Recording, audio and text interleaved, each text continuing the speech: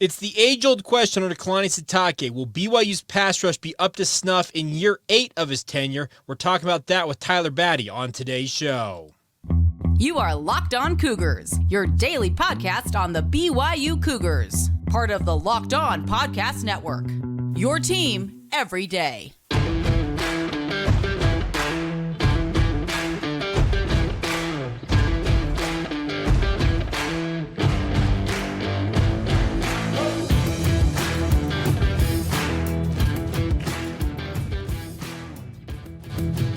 What's up, everybody? I'm Jake Hatch, your host here on Locked On Cougars, your resident BYU insider. Thank you for making Locked On Cougars your first listen today. Thank you to all of you who are everydayers with us right here on the Locked On Podcast Network. This is your original daily podcast focused on all things BYU sports. And a big thank you once again for joining us here on the show. A lot to cover ahead on today's podcast, but as we've been doing for the last 2 days in particular, we're going position group by position group, getting you ready for BYU's fall camp opening up in just under 2 weeks. 2 weeks from yesterday, speaking of Monday, BYU will be reporting to Provo and obviously taking the field midweek that week, August 1st or thereabouts, as they take the field for the first time in training camp. We talked yesterday about BYU's quarterbacks, had a great chat with Keaton Slovis. If you missed that, you can go back and catch it.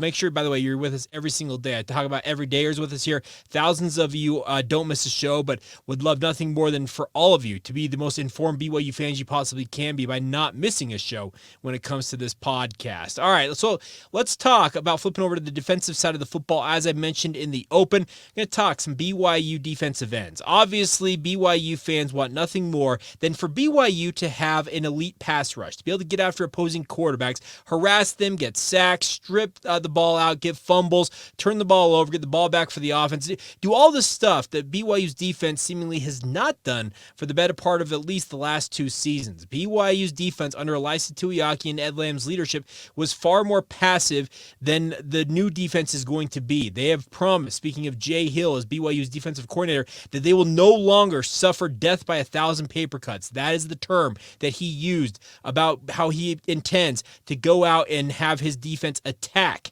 He wants guys to get after the quarterback. He wants to unshackle, quote unquote, the guys like Tyler Batty, who you're going to hear from here in a moment. But there's other guys in this defensive end unit who are absolutely going to benefit from this new defensive philosophy. Now, before we talk about some of the individual players, let me also add this tidbit.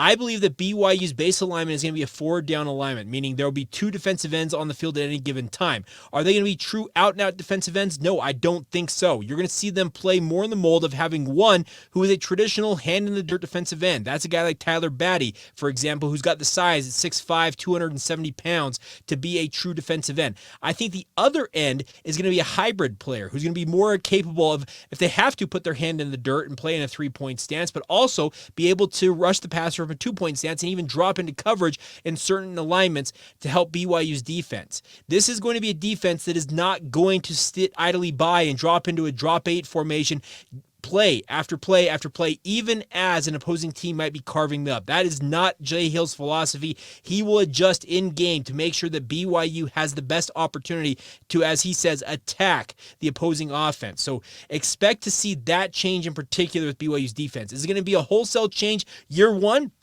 I would hope so, because frankly, I'm not sure how much lower you could have sunk last year on BYU's defense. So the hope is this year they can kind of just wad up the ball of paper that was last season, say, you know what, that's in the past, toss it in the rubbish bin over there, light it on fire, and we're moving on to next year. That's what BYU's philosophy, I think it should be. Now, with regards to players that I think are going to have a better opportunity this year for BYU defensive end, I actually look at this position group and think it's quite deep if everybody lives up to their potential. Now, that's obviously betting on guys being able to capitalize on what the God-given gifts that they have. But I think the 2 names we need to mention first off start with Tyler Batty, as we've already mentioned, 6'5", 273 pounds. I expect him to be a team captain this year for BYU, and you're going to hear from him one-on-one with myself here in just a moment. I had a great chance to catch up with him at Big 12 Media Days last week, but he has got all of the ability to be an elite pass rusher and a true defensive end in every sense of the word for BYU, if simply given the opportunity. The sad part is the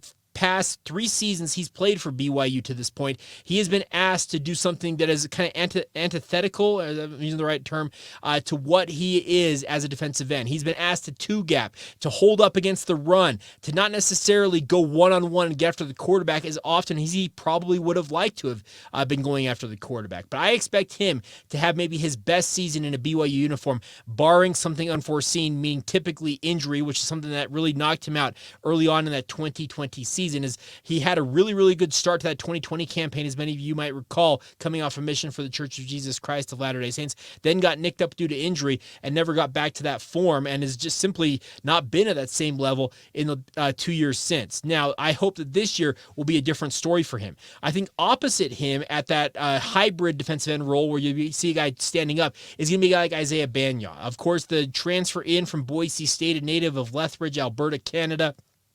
He is 6'4", 235 pounds. Yes, that seems very skinny and light for a defensive end, but in this alignment that BYU is going to utilize, he will use that lightning quick ability, that first step he has developed during his time at Boise State and obviously coming out of the prep ranks up there in Canada to get after the opposing quarterback. This is a guy not that long ago was Boise State's leading sack artist in a season. He has got the ability to get after the quarterback, and BYU wants to see that in spades this year from a guy like Isaiah Bagnah. The nice part is both of these players, I think, will be the headliners, probably the day one starters for BYU at these positions, but I think that they have plenty of bodies behind them who are capable of stepping up should injury or obviously the need to get a blow for these guys, get them some rest on the sideline, calls for it.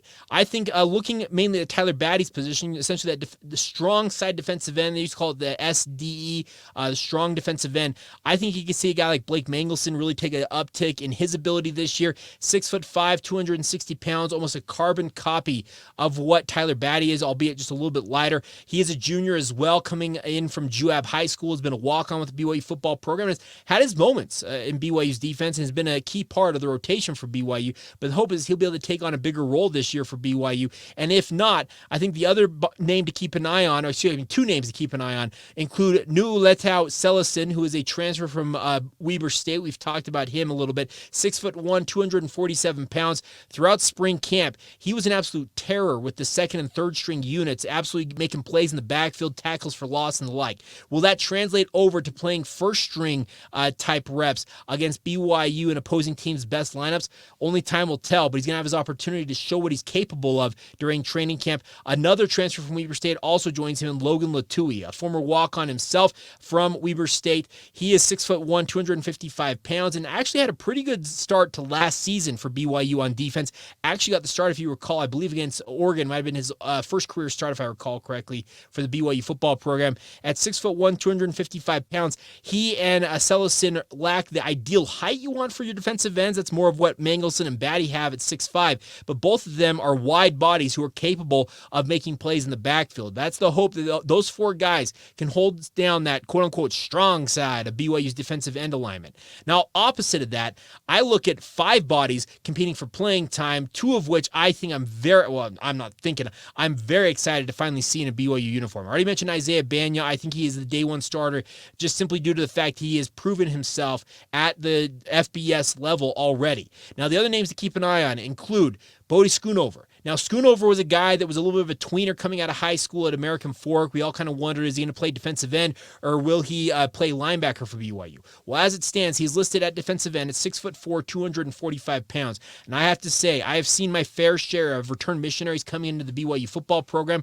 Not many of them looked as cut and as in shape as a guy like Bodie Schoonover did the second he enrolled at BYU last year. He spent the entirety of last season kind of working his way up the depth chart, learning the ins and outs and intricacies of BYU's defense, and saw some spot game action for BYU. But the hope is this year he can go out and prove himself because, like I said, he has got just this chiseled frame. You look at a guy like Bodie Schoonover, he gets off the school bus and you're like, okay, that's a dude. That's a dude you want to see out there on the football field, and the hope is that he can live up to that ability. The other name behind Isaiah Bagnah, who I think we're waiting to finally break out, is Isaiah Moa. Now, Moa is a defensive end at 6'3", 245 pounds, former 4-star prospect coming into BYU by way of Weber High School. The hope is that you finally will realize his potential because he has it in spades. He has got every single gift you could possibly want for a defensive end. It's all really up at this point to Isaiah for putting it all together and then going out there and showing what he's capable of. At minimum, I think that BYU has a very nice top three at defensive end, and I have not even brought up the two other brothers that are playing at this position who I think could make a factor this year. Those would be the Daly brothers. Michael Daly, a 6'3", 235-pound defensive end, obviously from Lone Peak High School, now a sophomore with the BYU football program, and then, of course, the guy that BYU fans have been hoping to see for years now, John Henry Daly, obviously also out of Lone Peak High School, recently returned from a mission for the Church of Jesus Christ of Latter-day Saints. He is the tallest of these guys we're calling the hybrid defensive end role. At 6'5", 225 pounds. The only problem I have with John Henry returning so recently from a mission and obviously training camp starting in less than 2 weeks' time is will he really be able to go day one in training camp? I highly, highly doubt that. I think he is very much a redshirt candidate this year for BYU. And then come the tail end of the season, when maybe he's starting to get himself back into shape a little bit, you throw him into some of these games. He has the 4 games he can use as a redshirt, and then he goes out and shows what he's capable of building towards hopefully a bigger role in 2024 and beyond for the BYU football program. So looking at it with regards to the defensive ends, I think you have two headliners, and this is kind of the question I have about this unit, is I think you have got two very established guys, speaking of Tyler Batty and Isaiah Bagnah, who I think against Sam Houston State are going to be your day one guys for the BYU football program. The question is, behind that, how much quality depth actually is there? It's based on potential. I think it's all there. I think there's lots of bodies who could play big roles for BYU in this defense. The question will be, can they realize that potential? I talked about that with Isaiah Moa. It's the same thing for a guy like Bodie Schoonover. As I said, Bodie Schoonover looks every bit the part of an elite pass rush defensive end type. The question is, can he realize what he's capable of and go out and put it together during training camp? That's the biggest thing. Is the defensive ends for BYU, you want nothing more as a Cougar fan, and trust me, I hear it from you guys. I've heard it from you guys for the past 3 or 4 years in particular. You want to see an improved pass rush. And we've heard from the coaches, well, philosophically, we're more about controlling the ball, keeping it in front of us, and obviously waiting for the opposing team to make a mistake. That's not the philosophy with Jay Hill. Jay Hill is going to require these defensive ends to hone their craft as pass rushers, create havoc in the pocket, and get after the opposing quarterback. Make plays in the backfield, tackle that running back when that ball's handed off. He wants nothing more than for his front four, and that includes the defensive tackles that we will highlight here in another few days. He wants those guys to go out and prove themselves every single day out there on the football field, and he will require it of them. If they hope to play this year, speaking of any of these bodies, whether it's a John Henry Daly, a Tyler Batty, a Blake Mangelson, anybody I have mentioned previously on these defensive ends, you have to prove it every day in practice, because Jay Hill, the one thing I know about Jay is he requires discipline, but also fanatical effort. I know it's a Bronco Mendenhall term, but he absolutely requires it of his defensive players. He showed it during his time at Utah. He showed it for the past 9 years at Weber State, putting together some of the best FCS defenses we have seen in quite some time. He wants nothing more than for these defensive ends to live up to the hype and the potential and become the forces off the edge that BYU fans want them to be. The question ultimately will lie with these players, and if the guys behind, I think what I said, Isaiah Bagnah and Tyler Batty, can the other bodies step up and create a formidable unit for BYU at defensive end, or will they have to go back to the drawing board, maybe hit the transfer portal to find bodies that truly can get after the quarterback in 2024 and beyond? It's a big question, obviously one that's going to be answered hopefully early on in training camp and obviously early on in the season. But unfortunately, the answers really don't come until you see these guys actually getting after it in full pads, going up against, in the case of training camp, against their own teammates, and then against Sam Houston State, Southern Utah, and on down the line, getting in to the 2023 football season. But the simple hope is that BYU can have an improved pass rush, because if they don't, we've all seen the results of the past 2 seasons in particular, and they were not pretty, and BYU needs a far better pass rush than they have they've endured, I guess is the easiest way to say it, over the past couple of years. All right, coming up here in just a minute, we will take a look at defensive ends, talking with Tyler Batty, getting some of his thoughts on media days as he was one of the 5 BYU players taken down to the festivities down there in Arlington, Texas. He has a one-word answer when I asked him about the improvement on pass rush. You're going to like it, I think. We'll get to all of that as we continue on right here on Locked On Cougars. Now, first, a word on our friends over at FanDuel. Take your first swing at betting Major League Baseball on FanDuel and get 10 times back your first bet amount in bonus bets, my friends. That's up to $200 back in bonus bets. The best part is all you got to do is bet $20. You'll land $200 back in bonus bets, win or lose. Even if you lose your first bet, you're still getting that money back. That's $200 you can spend on betting from everything from the money line to the over-under to who might hit the first home run in any given game you happen to be interested in with Major League Baseball. And it's all on an app that's safe, secure, and super easy to use. Plus, when you win, you can get paid out instantly from our friends at FanDuel. There's no better place to bet on Major League Baseball than FanDuel, America's #1 sportsbook. So sign up today and visit FanDuel.com/lockedon to get started today. That's get up to $200 back in those bonus bets by going to FanDuel.com/lockedon right now to get started today. It's all courtesy of your friends over at FanDuel, official partner of Major League Baseball.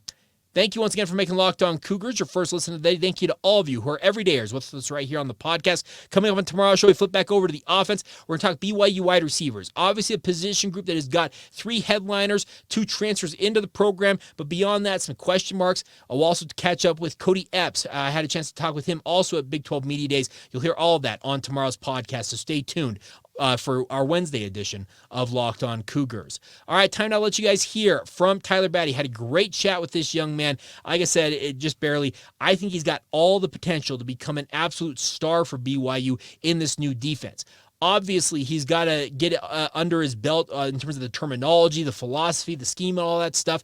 But the nice part is I think he is absolutely going to be unshackled in this new defense and should be able to play more to his strengths as a true defensive end than what he's being asked to do the past 2 years as a pseudo-defensive tackle. It's what it was for him. He was two-gapping. It just was not conducive to him playing the type of football I think he's capable of playing. I am as high on Tyler Batty's ability as anybody, and I've seen that. I've said that, and I've seen it since day one, since he enrolled at BYU after his mission. This is a kid who's got all the ability out there in the world to be an impact player for BYU, and a guy that I think they very much need to have an impact season this year on defense for them in their first foray into Big 12 action. But we'll have to kind of wait and see how he's capable of doing it. But I had a great chance to catch up with him at Big 12 Media Days last week. Here you go. Here's that conversation on Locked On Cougars.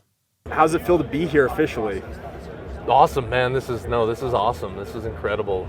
It's been a lot of fun thus far today, and look forward to the rest of the day and what's going on. But it's cool being here with the rest of the teams, and it's cool being here associated with the conference. So, does it feel really real now that it's actually at Media Day and like you guys you're less than 50 days away from kicking this thing off? Yeah, absolutely. Walking in here today and just seeing, all the different teams and whatnot, and uniforms up all on the stage. It was like, oh man, no, this is our new conference. Yeah. Is the dream to come back here and play in a conference championship game? Absolutely, of course. Now, obviously, you're looking forward to this upcoming season. How do you feel Jay Hill's done with this new defense and your role in it? Awesome. Yeah, it's been a big change for us, right? And what we're used to and what we've ran in the past. But Coach Hill is awesome, and he's really, he's got the guys behind him, and then that's, they trust him, they believe in him, and in the system that we're running, and so it's going to be a lot of fun. I'm really stoked. Coach Papinga, I think, is your position coach. Mm-hmm. What's he been like so far? I love Coach Papinga. He's a stud. Yeah, he's a lot of fun, and he loves to get after it. And so I feel like I share that, with him, is just kind of, that intensity, and we just love to get after it, and love football, and so it's been a lot of fun working with him and learning. I've learned a ton from him in the short time that he's been here, and so that's been awesome. Does he ever talk about his time playing at BYU with you guys at all? Yeah, it'll come up occasionally. and so it's fun, for someone like him to have connections at BYU and to be able to come back, after a few years away. It's cool for him, and it's cool for us as well, because we know who he is, right? Having been here before, and we hear all the legends of the great, Coach Papinga. So, okay, does he ever talk about his brother Brady at all? Have you ever heard? He's mentioned him a couple times. Okay, nothing those crazy. are two wild men right there. Yeah. Again, like I said, the legends. Yeah. So. Now, obviously, you're an upperclassman now. You're one of the leaders on this team, as evidenced by you being down here. What do you expect of yourself going into this upcoming season? We're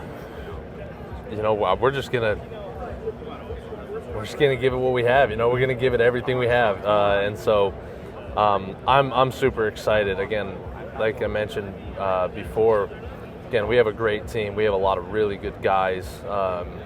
Great scheme offensively, defensively. And so I'm just doing everything I can to prepare to help our team succeed this fall. Will there be an improved pass rush in your mind Absolutely. this year? All right, I like that answer. Before you even answer, last thing for me, how excited are you to be a part? You mentioned you're part of a conference. How excited are you to play the big time, playing the Big 12? I'm super stoked. Again, I think we have amazing competition in this conference, and I'm excited to get to know these other programs, their players, and compete with them.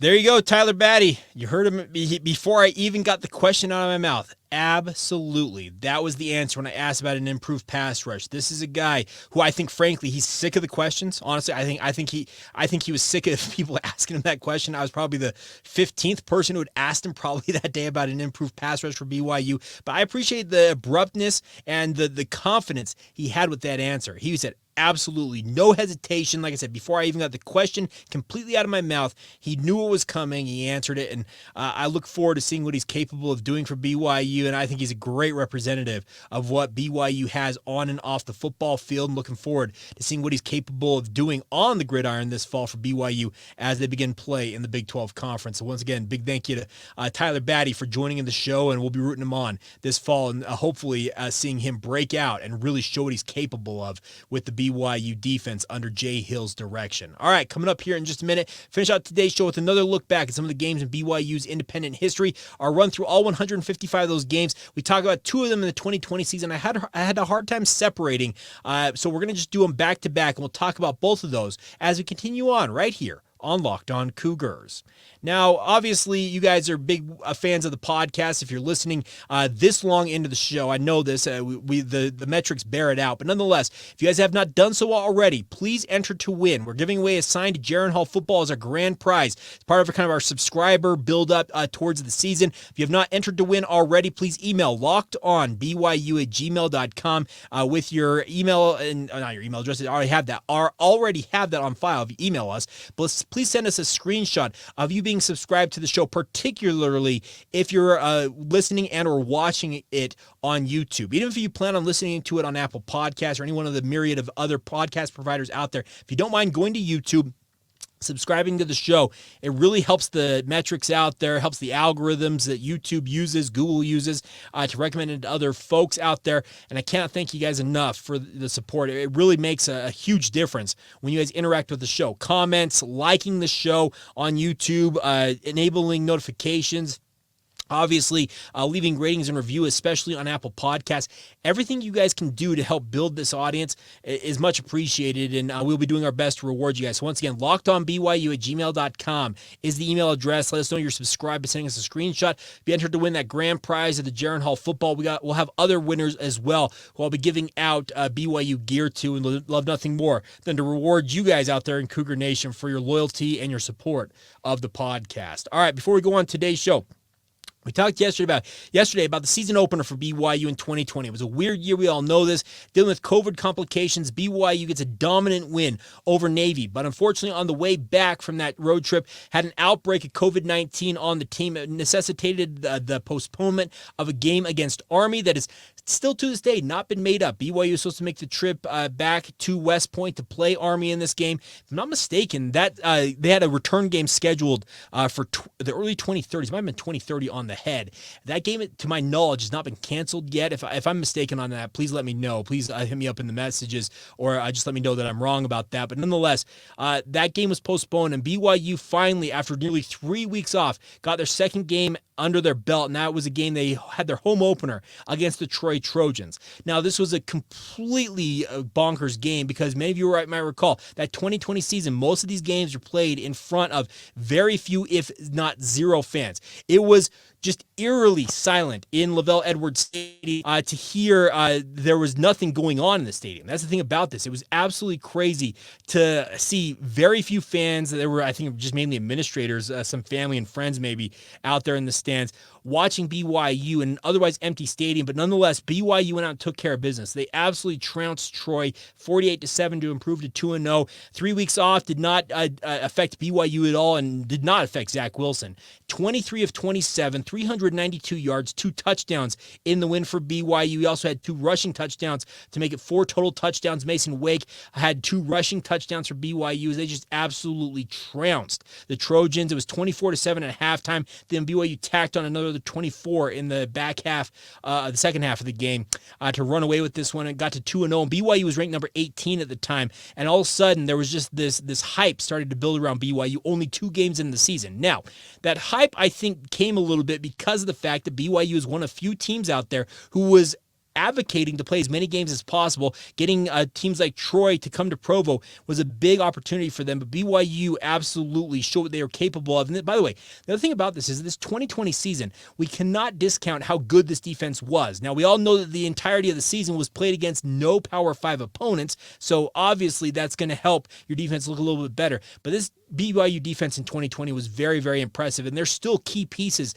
of BYU's team to this day that are still on the squad. Michael Harper, for example, in this Troy game, was BYU's second leading tackler as a true freshman. 7 total tackles, half a tackle for loss, 3 of those solo. Very nice performance for him, and that's the thing about this is there are many guys who still have that pedigree in them, and the hope is that this new defense this year for BYU can unlock that in them. And the following week, BYU welcomed Louisiana Tech on a Friday night to Lavelle Edwards Stadium. Similar circumstance. Many of you might recall these games. They would walk over to the hash marks and wave at each other after the game. It was this 2020 season, thinking back on it, so weird, so bonkers, but at the same time, everybody was trying to figure out what was going on with the COVID-19 pandemic.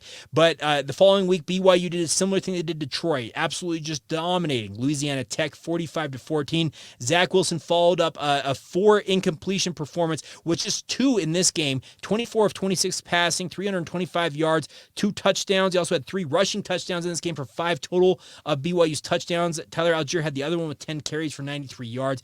Absolutely masterful performances from BYU. They're up 28-7 at the end of the first half, and then they scored, I believe it was 31 unanswered in the middle 2 quarters just to run away as BYU had dropped in the rankings, funny enough, coming into this game after beating Troy to 22nd in the country, but then they were 3-0 on the season. And after this game against Louisiana Tech, I had a person that I trust with much more with their NFL evaluations, and we were just kind of going back and forth talking about how weird the 2020 season is. I said, hey, by the way, Zach Wilson, with the performances he's put on the past 2 weeks. So this is the following week leading up to a game we'll talk about tomorrow on the show against UTSA, maybe sneakily one of the toughest games of the entirety of the 2020 season. We'll talk about it on tomorrow's podcast. But we were talking in the week leading up to that game, and he said, hey, by the way, keep an eye on Zach Wilson. They're starting to generate some draft chatter around him. And I said, okay, what does that mean? Is he like a mid-round pick? And I said, yeah, probably. But the nice part is NFL scouts are starting to notice this kid. They're starting to dig into his film. And obviously, when you have 6 incompletions across 2 home games and you're 3-0 out of the gate in the 2020 season, obviously people are going to start to pay notice to you. And obviously with the lack of other teams playing, Zach Wilson got a platform that he benefited from greatly. But the hype was just really beginning for Zach Wilson and obviously for BYU in the 2020 season. And as I mentioned, we'll talk about a UTSA game that in some ways I think may have launched a little bit of a run here that UTSA has enjoyed since then. But we'll talk about BYU in that game against the Roadrunners coming up on tomorrow's edition of the podcast. So that's going to do it for this Tuesday edition of the show. A big thank you to all of you for being making it your first listen of the day, and thank you to all of you for being everydayers with us right here on the Locked On Podcast Network. Hope you guys all having a fantastic day. Hope you guys it finds you well, frankly. Hope you have a fantastic summer. Staying cool out there. I know it's hot, clear across the country, even here along the Wasatch Front, but nonetheless, we'll be back tomorrow with more on BYU, talking BYU wide receivers. So until then, have a great rest of your day, evening, or morning, whenever you happen to watch and or listen to this, and we will talk to you guys again soon. This has been the Locked On Cougars Podcast. See ya.